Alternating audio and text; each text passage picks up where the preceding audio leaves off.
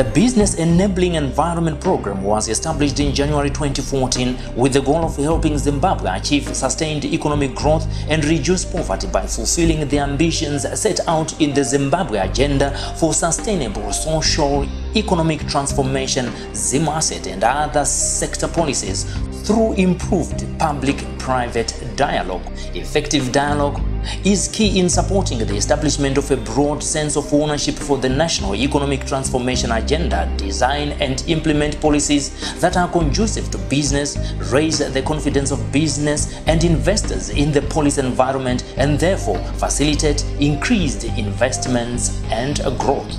The mission was therefore to facilitate a sustainable change to the way public-private dialogue on business issues is carried out in Zimbabwe by strengthening the capacity of Zimbabwean partners to engage with each other, become more successful in fulfilling their mandate for dialogue, and on the basis of demonstrated success, raise funds to support the dialogue process.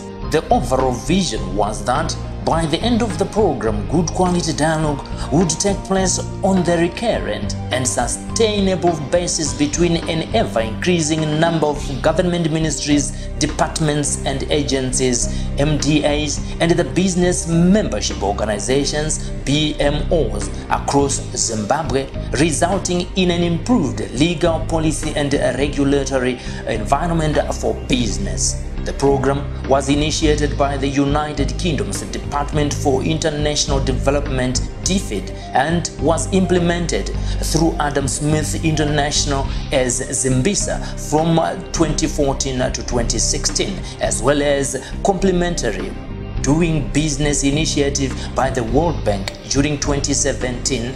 BIP was implemented by IMC worldwide as IMC.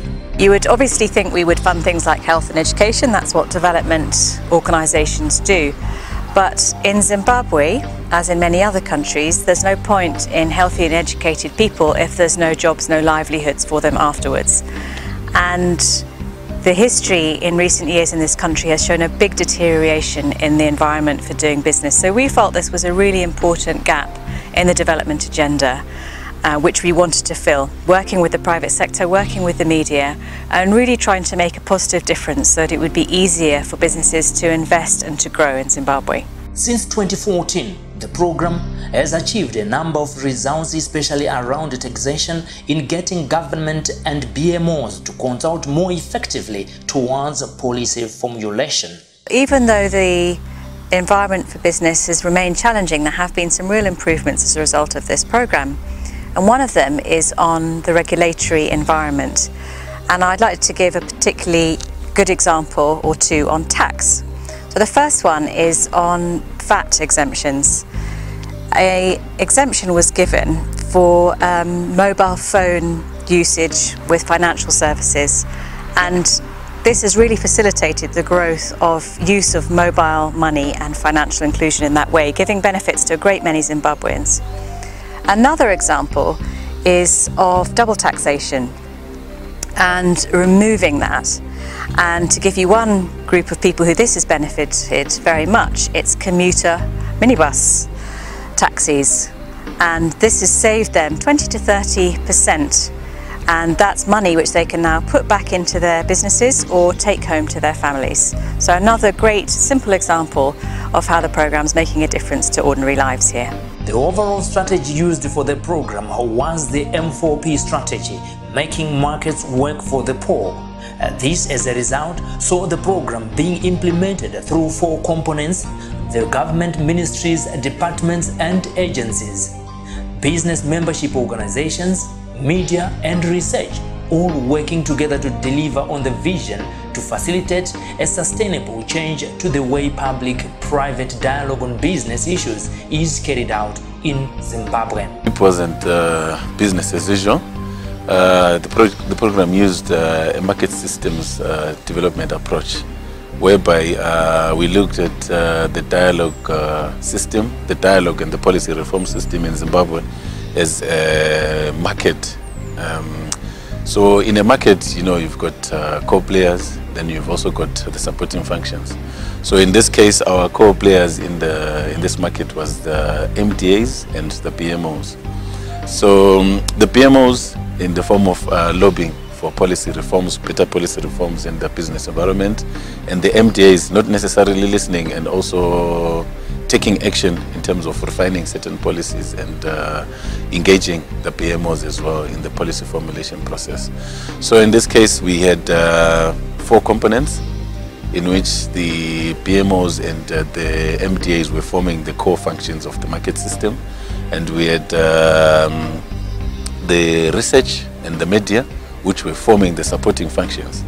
Research providing the form of evidence that is needed for PMOs to engage government, because government was, in our scoping exercise, government was saying PMOs are coming without evidence to engage them. So they don't have enough research to effectively engage government in its policy formulation.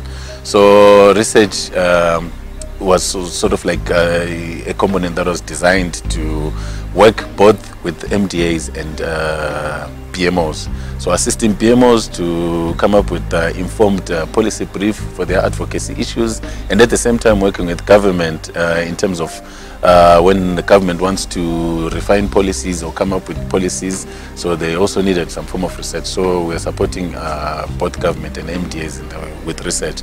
And looking at media was providing the supporting role of magnifying or rather amplifying the voices of what comes out of the dialogues, and also engaging the general populace in the form of whatever policies are discussed. So it was mostly coming up with the way of ensuring that the voices of the rest of the population are also ahead when it comes to these dialogues and these policy development processes.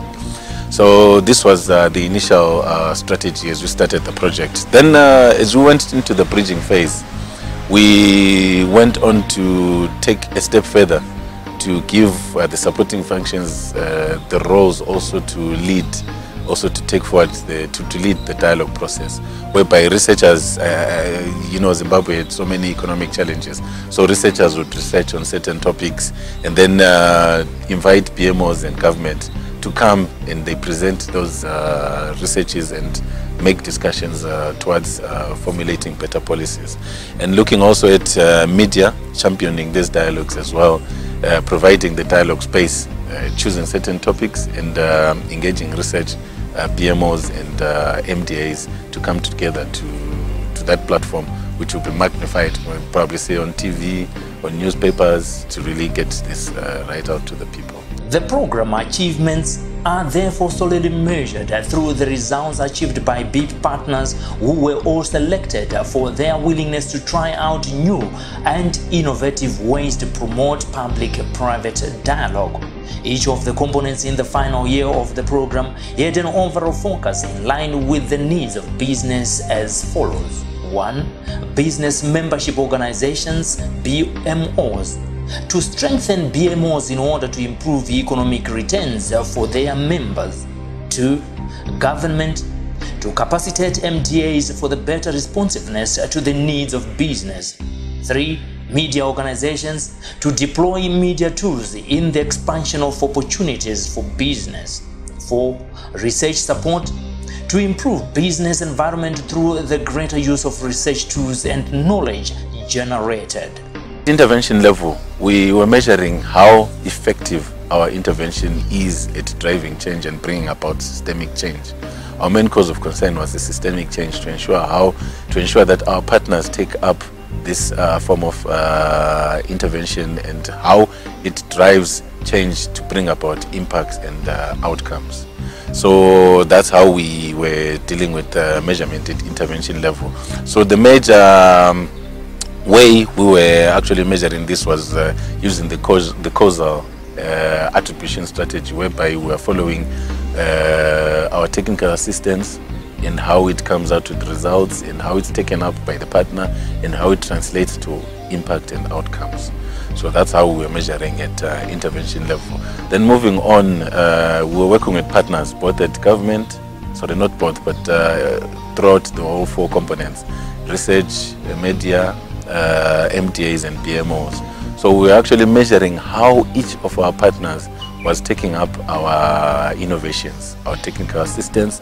So we're measuring how their speed of movement when it comes to the interventions, their commitment in terms of time and whatever they were contributing towards the achievement of the intervention. In this instance, we're actually looking at how they were taking ownership of this process and ensuring that they are successful rather than looking at how the project was being successful. So we were actually measuring our success in terms of measuring how successful the partner has been in utilizing the technical assistance that we've given them to really ensure that they become visible. If it's a BMO, it's about how effective they become, how effective they are in representing the interests of their members, and how effective they are in lobbying for the interests of their members, and how effective they are in achieving reforms that they require for their members. So in that case, it's the BMO records such kind of success. It translates back to and it comes back to the project, because we are actually tracing the causal attribution. We're actually tracing the causal successes of the intervention. So looking at the third part was looking at how we manage our risks. Remember, Zimbabwe has been associated with so many risks, most of them being political. So we had to really ensure that we track our risks in terms of the political, the general economic risks, and looking at also the partners that we work with. Some of them would pose risks in the project because of the economic situation. So those three attributes actually helped us to really manage to measure and see how our successes were moving for the project. One of the critical elements in the program has been ensuring that it provides value for money for the funders as well as the partners involved in implementing the program.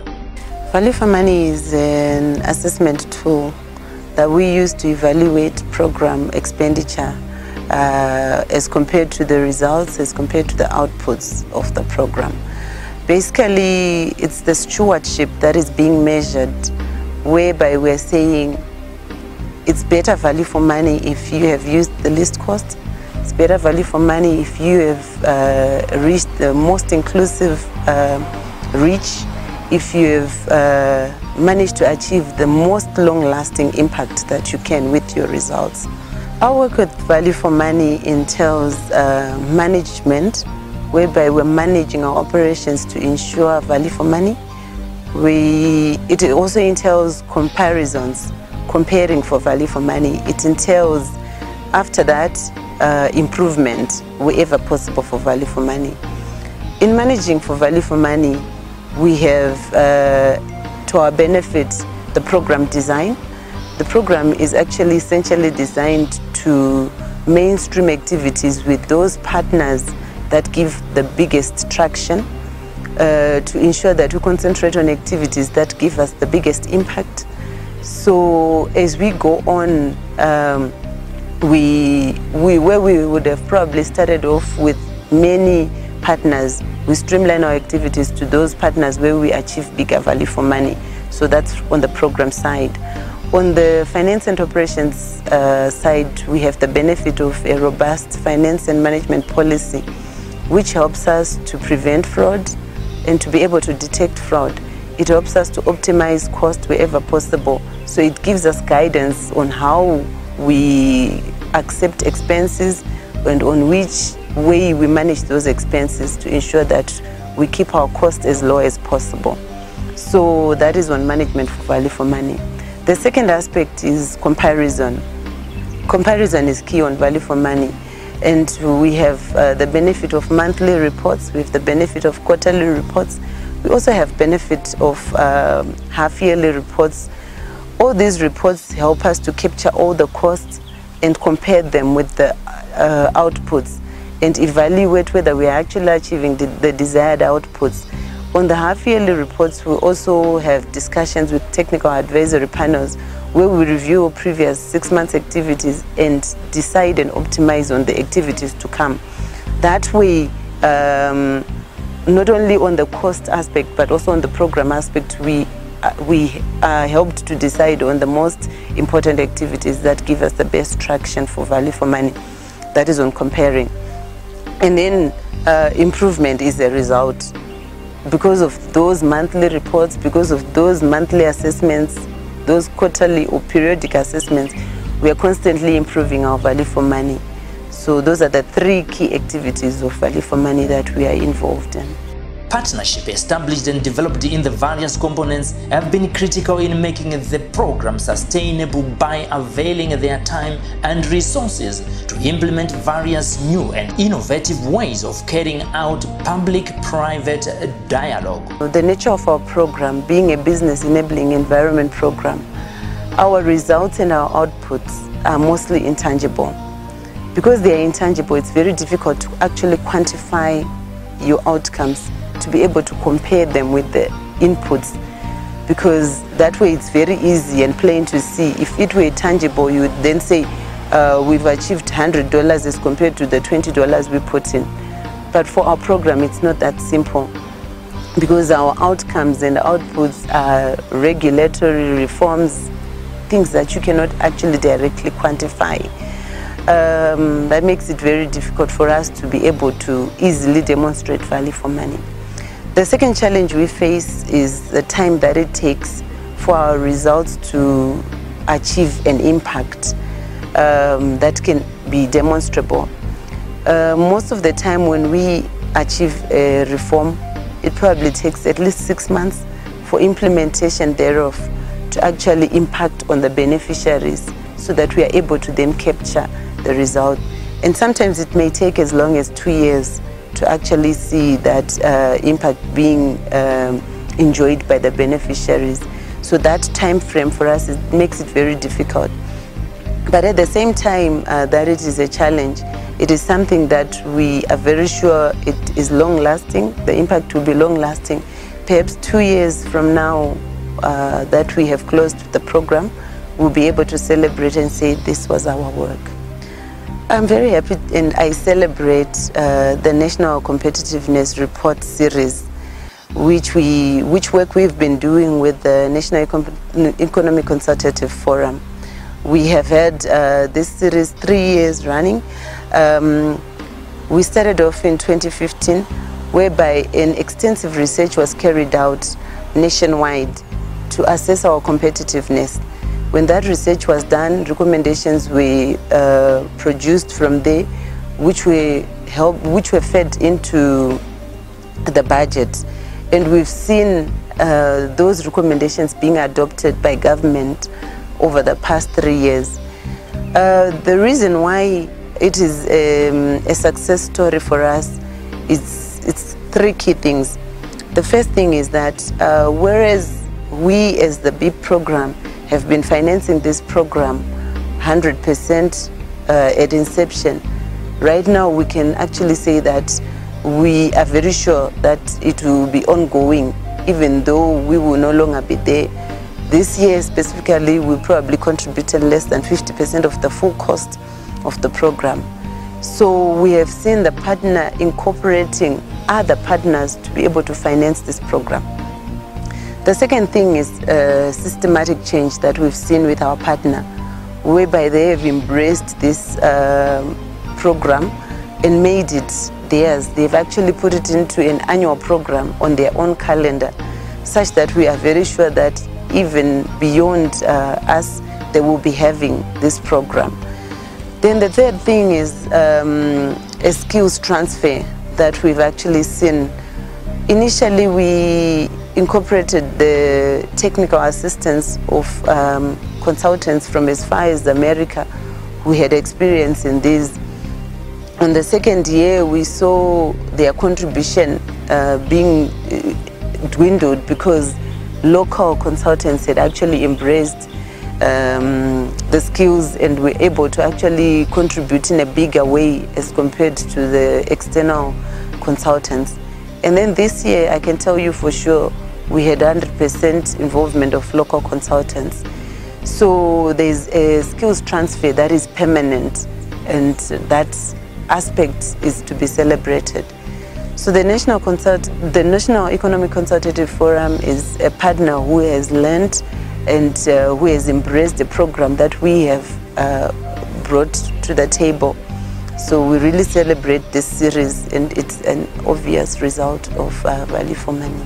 In conclusion, it is noted that during the 4-year lifespan of the program, many reforms were enunciated by government and often adopted by MDAs, especially during 2016 and 2017, when the highly successful multi-component Zimbabwe Economic Symposium, ZES, made significant inputs into the 2017 and 2018 budget statements by the Minister of Finance and Economic Planning. In dealing with the root causes of lack of use of evidence in policymaking and weak dialogue platforms, an evidence-based policymaking curriculum and a guide to dialogue were developed and endorsed by the Office of the President and the Cabinet, OPC. These two guides were launched by the Chief Secretary in the OPC in June 2015.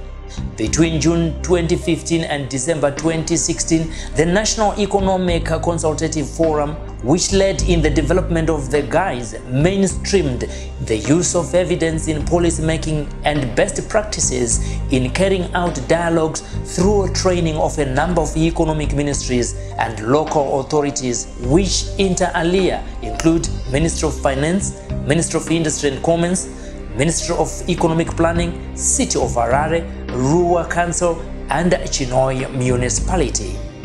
With respect to reforms, as a result of use of inclusive evidence and effective dialogues, some of the reforms attained were abolishment of the National Incomes and Pricing Commission and establishment of the National Competitiveness Commission, a reform on fuel pricing through the review of the pricing model, elimination of double taxation on presumptive tax payable under informal traders tax, rebate on selected raw materials to enhance the competitiveness of domestic, introduction of tax incentives to companies supporting value chain and business linkages, supporting measures for SMEs through downward revision of presumptive taxes, facilitation of tax registration, ring-fencing sources to capitalize the small and medium enterprises development cooperation, VAT exemption for mobile banking services, and reduction in banking transaction charges. It is envisaged that the work done under the Business Enabling Environment Program will continue to have a positive impact on the market system, leading to more sustainable reforms in the coming years.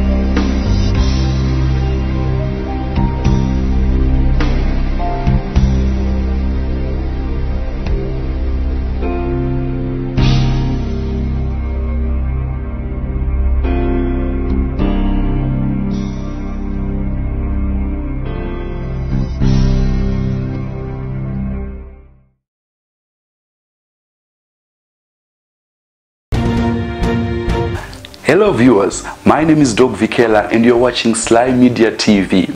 This is 2018, the year for the harmonized general elections in Zimbabwe. The year the excitement is shooting over the roof. This political party saying we've got it in the bag. This political party saying we will have the majority. At Sly Media TV we bring you a program that takes a journey. It takes a journey into who is representing who. Which constituency is he representing? Is he the right candidate? What does he have to offer? Hashtag the candidate Candidate 2018, we'll be interviewing your candidates from your different constituencies, be it senators, councillors, MPs, even the presidential candidates, and we hear their manifestos, we hear their promises. The good part is, as they promise, you will be able to interface with them. You'll be able to send your messages. You can even send us questions to ask them, what is it that is burning in your heart? If you are an aspiring candidate also, you might feel we'll leave you out, or you feel left out. If you feel you have a manifesto to sell, you can contact us on the details on the bottom of our screen. Sly Media TV, building bridges.